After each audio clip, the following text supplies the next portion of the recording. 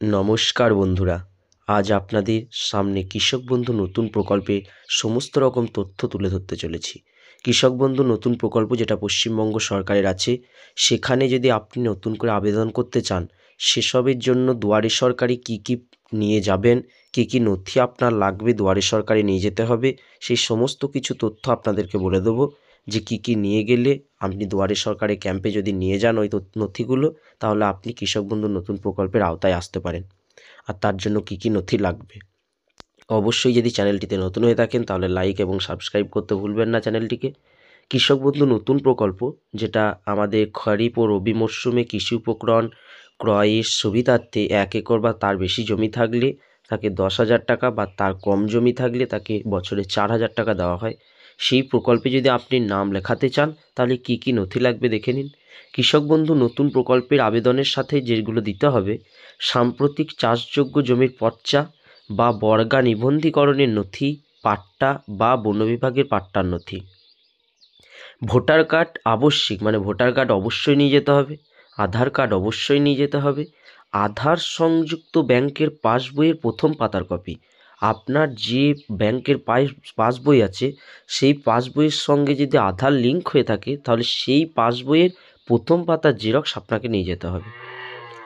Passport মাপের সাম্প্রতিক ছবি নিয়ে যেতে হবে, পাসপোর্ট সাইজের ফটো নিয়ে যেতে হবে। আসলে ব্যাংক অ্যাকাউন্ট ও আধারের সংযুক্ত মোবাইল ফোন নম্বর, আপনার ব্যাংক অ্যাকাউন্টের সঙ্গে যে মোবাইল নম্বর দেওয়া আছে বা আধার কার্ডের সঙ্গে যে মোবাইল নম্বর দেওয়া আছে, সেই মোবাইল নম্বরটিকে নিয়ে যেতে হবে। নিজের নামে জমি না থাকলে দলিল, দানপত্র বা দেবোত্তর বা অন্যান্য নথি এবং স্বঘোষণাপত্র, আর তার সাথে পঞ্চায়েত প্রধানের দেওয়া ওয়ারিশের সার্টিফিকেট নিয়ে যেতে হবে। যদি আপনার নামে জমি না থাকে তাহলে দলিল দিলেও হবে, বা যদি দানপত্র থেকে থাকে দানপত্র দিলেও হবে। দেবোত্তর সম্পত্তি, যেগুলো সবসময় হয়তো রেকর্ড করা সম্ভব হয় না, সেই দেবোত্তর সম্পত্তির সমস্ত নথি নিয়ে যেতে হবে।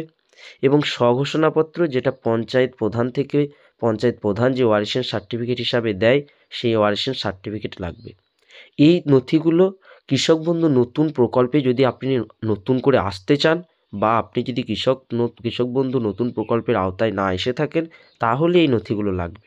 আর যদি কৃষক বন্ধু মৃত্যুজনিত সহায়তা প্রকল্পের জন্য আবেদনপত্র দিতে চান, মানে হয়তো কোনো কৃষক 60 বছর আগেই মারা গিয়েছেন কৃষক বন্ধু প্রকল্পের আওতায় থাকা সত্ত্বেও, তাহলে তার যে মৃত্যুকালীন 2 লাখ টাকা সহায়তা দেওয়া হয়, সেটা পাওয়ার জন্য যে নথিগুলো লাগবে সেগুলো হলো: মৃত কৃষক বা নথিভুক্ত ভাগচাষীর সচিত্র পরিচয়পত্রে প্রত্যয়িত প্রতিলিপি, মানে আপনি যে মারা গিয়েছেন, মানে যে মারা গিয়েছে তার ডেথ সার্টিফিকেট, ভোটার কার্ড এবং আধার কার্ড লাগবে।